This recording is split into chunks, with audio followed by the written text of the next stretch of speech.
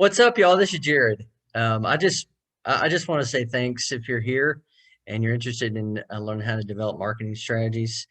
Um, I've just put this together recently, and I'm really excited about it, and looking forward to sharing this information with you. This is what I've done for a lot of different clients. Put the course and system together recently, and I really hope it helps a lot of folks out in terms of getting your thoughts organized and putting together a plan that's actionable. Let me just start out by saying a couple things. I'm totally like informal. I don't do the corporate BS thing, the hoity-toity stuff. I'm just myself, and so don't be surprised if you hear me bust out into song or get up and dance, do the worm, any of that kind of stuff. Life's too short to be too serious. That's what I think, anyway. So anyway, I just wanted to get that out of the way. I'm totally not PC2, obviously by the name of the course, the 10-step guide to writing a marketing strategy that'll make you want to slap your mama. And let me just say, there were no moms hurt in the recording of this or any of the material that I'm presenting, including my own.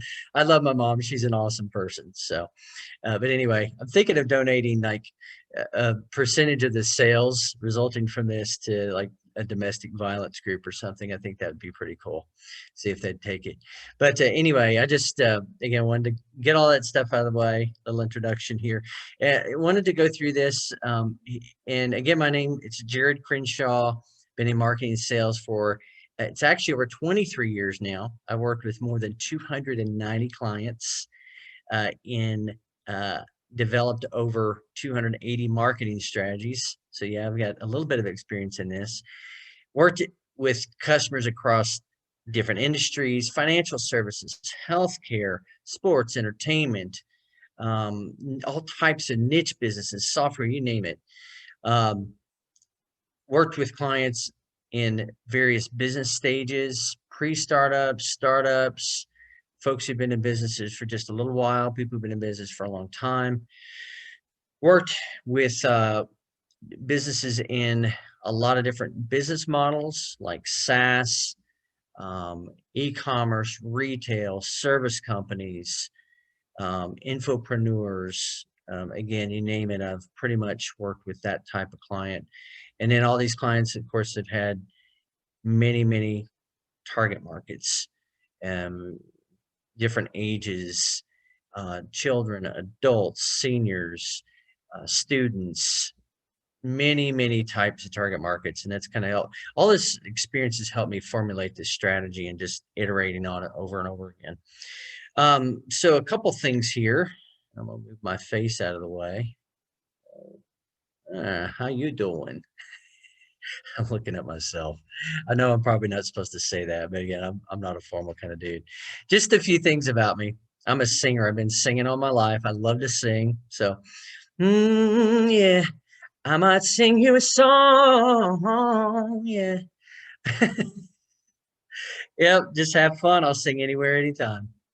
I'm a New Year's baby. My mom popped me out at about 2 in the morning on New Year's Day, 1975. So my birthday is 1/1/75. Yep. I can bend my thumb. It actually says finger, but it's my thumb on my left hand all the way straight back to my wrist. It says to my rest here. So that's a spelling. The your to misspelling. I'll change that up after this. But anyway, we'll have a few typos in here. But yeah, I can do that. See, and it doesn't hurt a whole lot, just a little bit, but I can tolerate it because like you business owners, you guys know how to be tough. All right. So let's get into the meat of it. What is this course going to help you do? Okay. It's going to help you create a practical, organized, focused roadmap. It's a starting point that you can modify. The idea of this is you're going to create a strategy that is a living, breathing kind of thing. And it's a beginning point. It's not an end all. It's not a, this is just going to stay. But the idea is you want to make this and then you want to revisit it frequently. You want to update it frequently. And you want, as you do stuff, you actually want to take away and add to and change things. It's also going to help you understand the reasons why you do or should be doing what you do with your marketing. Those are based on 7 factors, okay? The reason that you should base your marketing on these 7 different pieces, different components. The first one is whether you're B2B or B2C, whether you have more time or more money to do your marketing. And some people are lucky as hell because they got both. Your business model, again, we touched on that just a few minutes ago. So if you're retail, SaaS, e-commerce, that should be a part of what determines your marketing.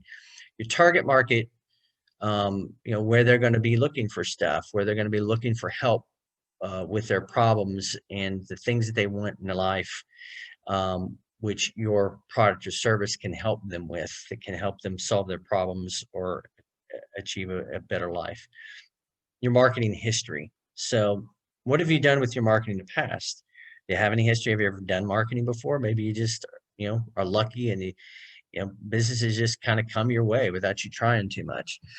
So your marketing history is going to determine some of the things that you do right now for your marketing and in the future. And if you have no history, you got to build history. You got to try stuff. That's one of the key pieces of marketing is test, test, test, test, test. You're trying things and just get incremental improvement. Sometimes you get leaps forward when you try something. And that's kind of like winning the marketing lottery, as they call it, going viral. But, most of the time the improvement's incremental like this. Marketing you can control versus marketing you can't. That's actually last. We'll go back to this one. So you want to do stuff you have control over first and prioritize that over things you don't have control over.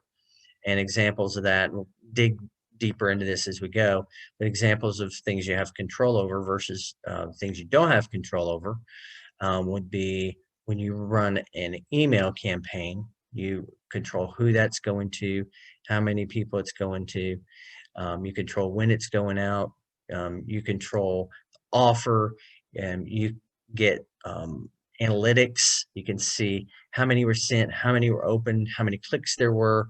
That's a high degree of control. So think anything like that you have a high degree of control over. When you do like cold emailing campaigns, high degree of control over. So you want to prioritize those over stuff you have less control over. And there's what I call a hierarchy of marketing channels that dictates this. And again, we'll talk about that in greater detail later on.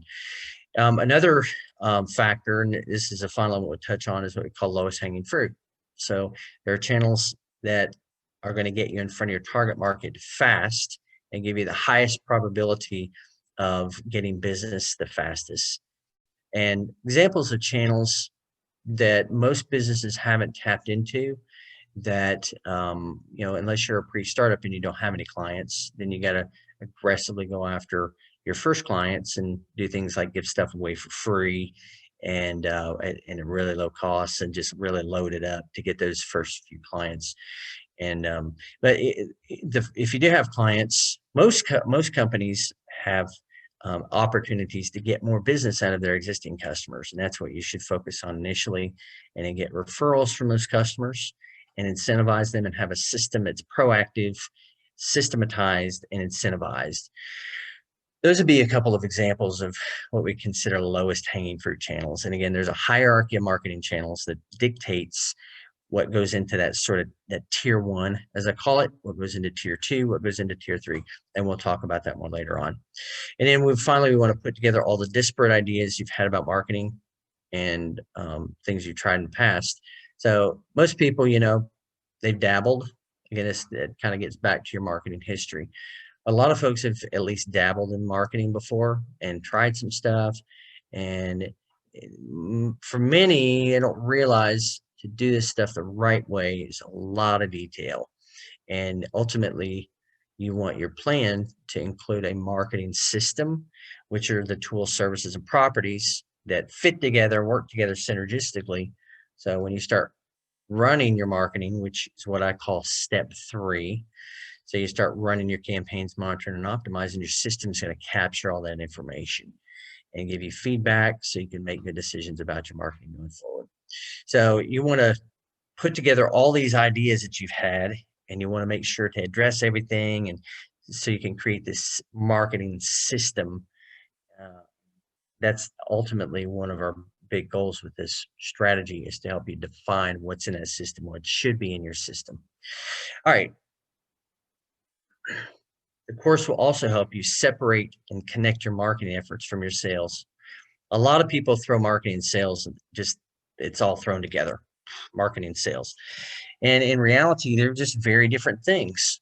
Now, the way I define marketing and what great marketing is it's making your target market aware that you exist, um, in such a way that you are helpful, you're being helpful, you're helping them overcome pain or get the life that they want. And the only goal of marketing is to get people to raise their hand and say, I'm interested in what you offer, your product or service, and I'm interested in what it can do for me. That's the only reason to do any of this. I just want to clear the noise. Okay. So from there, it's a sales thing. So once they're interested people, and this is the way a healthy organization should run. Well, once people say, hey, I'm interested, and there's a high degree of interest, and they've taken an action that says that, then your sales should take over. So, sales, at that point, the responsibility of sales is to engage those interested people, learn more about their needs, present information about the company and the products and services in a way that's relevant to what the client wants or needs, provide solutions. It's usually in the form of like proposals or quotes, agreements, those types of things, and ultimately to get the business, as they say, close the sale. Another thing is you want to define your marketing based on the system. We talked about that. Periodically, the right tool, services, and properties fully integrated and working together cohesively, synergistically. Determine how you're going to manage your marketing ongoing. So, you got your strategy first, your system next, which is based on your strategy, but then you start running these campaigns. So how are you going to manage them? Your strategy should determine that.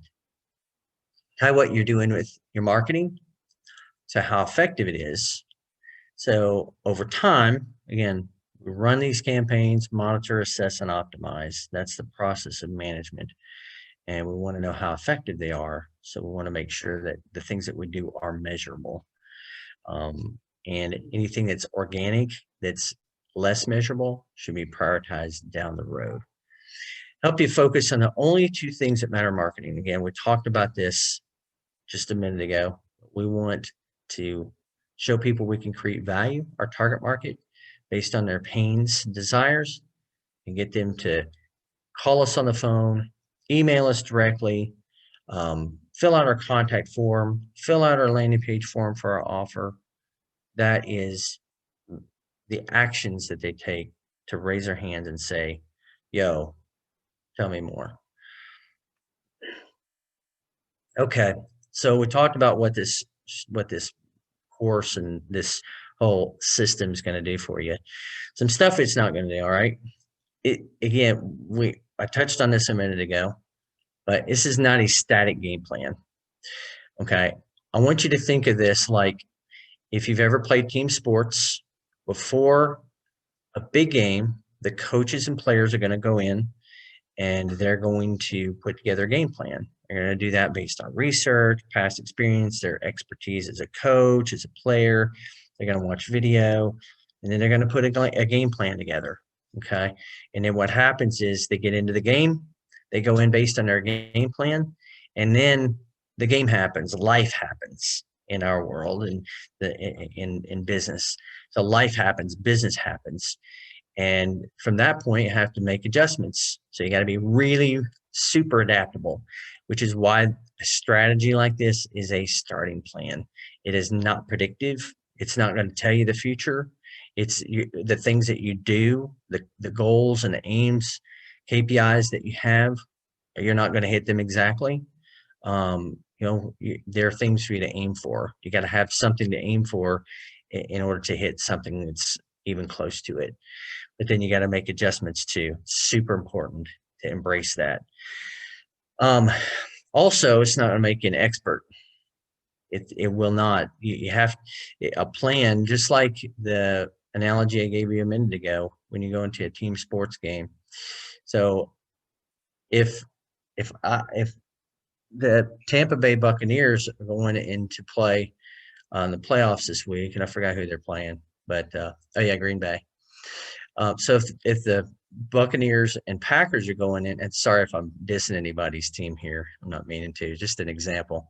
But the Buccaneers and Packers are going into the game this weekend. Okay, tomorrow actually, and I come in, and in whatever role, and they got their game plan together, and then they hand me the game plan, say, "We've really thought through all this. Here, Jared, why don't you be quarterback for us?" And I look at them and I'm like, "What the fuck?" I'm not a Tom Brady here, guys. You guys have Tom Brady, and he needs to be the one with this game plan because he's the expert in the area of the quarterback to execute it. So again, you got to think of this in the same way. The marketing strategy is not going to make you an expert any more than a Tampa Bay's Buccaneer will make me a professional, high-level Tom Brady caliber quarterback. It just won't happen. So it's important to understand that. You got to learn, you take this plan and learn in the different areas. And you either have to learn this stuff and take the time and uh, and actually invest, use the resources to learn it, or hire people. And a lot of times it's a combination of both. But just want to make that distinction with the plan and what it will or will not do. It won't. It's not going to guarantee any results either. Again, this is a tool, so it's going to be as effective as you take it and use it and mold it and adapt it and apply it, and as deeply as you become an expert and understand this stuff. This is not going to guarantee any results. Sorry, guys. Death and taxes, as they say. So any marketer that you hire is they're going to bring skills to the table, but they're not going to have crystal balls. They're not going to be able to predict the future, and they're not going to be able to magically take your $1,000 and turn it into $1,000,000 in 2 months. Sorry, it doesn't happen that way. Sorry to burst your bubble, but it is a great tool. So I just want to emphasize that having this strategy, this process is a really, really good tool, but you got to use the hell out of it. Okay. So who is this for? Now, my business is focused on dudes. Okay. This strategy course will work for anyone.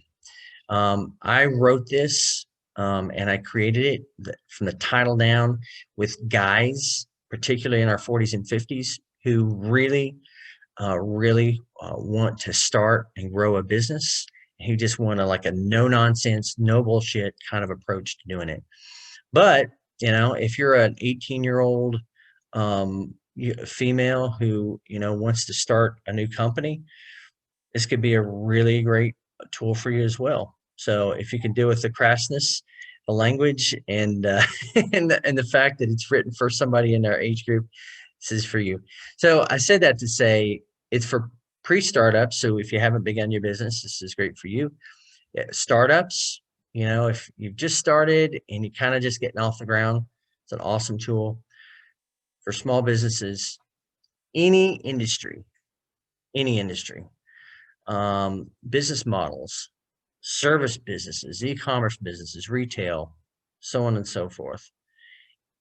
Any target market, so whether that's new mothers, whether that's elderly, college students, anyone. This can be used for any target market, ultimately any kind of business, because this is a framework. Okay, this is a process and a framework, and it's got a lot of detail and a lot of great stuff in it. So it can apply to any type of business. All right. So the things you're going to need to get started. All right. So the first thing is the ebook. So this is a system, and I put together several different tools for you. So there's an ebook, there's an audio accompanying audiobook too. The template that we're going to be using, you definitely need to get that. And then the desire to amazing. The desire to be amazing is what that meant. Oops. All right, another little typo. The desire to be amazing. I had to throw that in there. All right. So those are the things that you need, particularly the template. And then along the way, there'll be some other stuff too that you'll want to subscribe for. It'll be really helpful in terms of research and tools and accounts. It would be really good for you to set up. But these are the main things. And to get the ebook, audiobook, and template, I'll put links in the description of the video below. So you can click on that link, come to the page. You can put your email address in, and then I'll have this stuff emailed to you. So that rocks. And again, I'm really glad you guys made it, and looking forward to getting things started here. So that was a little introduction, and there are more videos after this. So continue on, go through the whole process, and I'm looking forward to working with you, and just passionate about helping you grow your business. That is the end of the lesson today. I'm out of here. Peace.